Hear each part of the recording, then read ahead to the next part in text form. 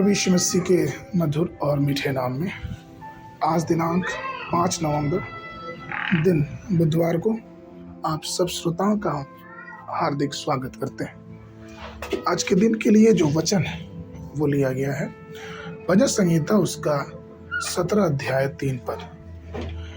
तूने मेरे हृदय को जांचा, तूने रात को मेरी देखभाल की, तूने मुझे परखा परंतु कुछ भी खोटापन नहीं पाया। मैंने ठान लिया कि मेरे मुंह से अपराध की बात नहीं निकलेगी। प्रियो, आज का विषय है निर्णय ले। जिंदगी भी निर्णयों से बनी है। हर दिन हम अनगिनत निर्णय लेते हैं, छोटे छोटे निर्णयों से लेकर जैसे क्या पहनना है, क्या पकाना है, बच्चों को कहाँ पढ़ाना है, नौकरी कैसे करनी है, शादी किसके साथ करनी है।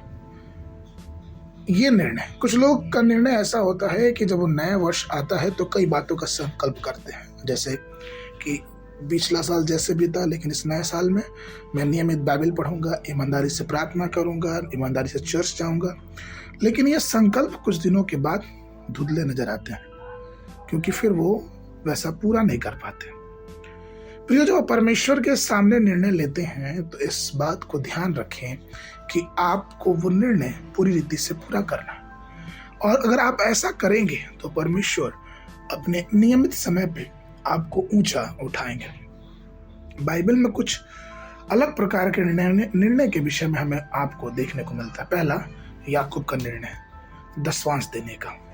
उत्पत्ति की पुस्तक उसका 28 अध्याय 20 और 22 पद ये कहता है कि यदि परमेश्वर मेरे संग रहे और जिस मार्ग में मैं जा रहा हूँ उसमें मेरी रक्षा करे और मुझे खाने को रोटी और पहनने को वस्त्र दे, कि मैं अपने पिता के घर कुशल से लौट आऊं, तो यहोवा मेरा परमेश्वर ठहरेगा और जो कुछ तू मुझे देगा उसका 10वां अंश मैं तुझे अवश्य दूंगा।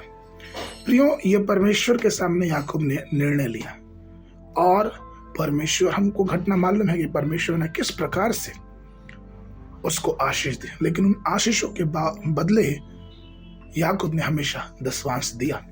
इसलिए मलाकी की पुस्तक उसका 3 अध्याय 10 पद कहता है, सारे दशवांश भंडार में ले आओ कि मेरे भवन में भोजन वस्तु रहे। और सेनाओं का यहोवा यूं कहता है कि ऐसा करके मुझे परखो कि मैं आकाश के झरोखे तुम्हारे लिए खोल कर तुम्हारे ऊपर अपरंपार आशीष की वर्षा करता हूं कि नहीं। दूसरा जो निर्णय है वो दाऊद का निर्णय, जो कि परमेश्वर के वचन के मानने का निर्णय होता है। भजन 119, 15 और 16 में दाऊद कहते हैं, मैं तेरे उपदेशों पर ध्यान करूंगा और तेरे मार्ग की ओर दृष्टि करूंगा। मैं तेरी विधियों में सुख पाऊंगा और तेरे वचनों को न भूलूंगा। प्रियो, सच में हम देखते हैं किस प्रकार से दाऊद हर गलती करने के बावजूद भी जब उन्हें यह ज्ञात होता है कि उन्होंने गलत किया है तो वो परमेश्वर से क्षमा मांगते, और ऐसा करने से परमेश्वर की आशीष उनके जीवनों पे आती, क्योंकि उनका ध्यान परमेश्वर के उपदेशों और परमेश्वर की विधियों पे लगी रहती, जिससे वो प्रतिदिन अपने आध्यात्मिक रूप में और भी मजबूत होते जाते। तीसरा और अंतिम निर्णय जो है वो दानियल का निर्णय, और उसका निर्णय था पवित्र जीवन जीने का।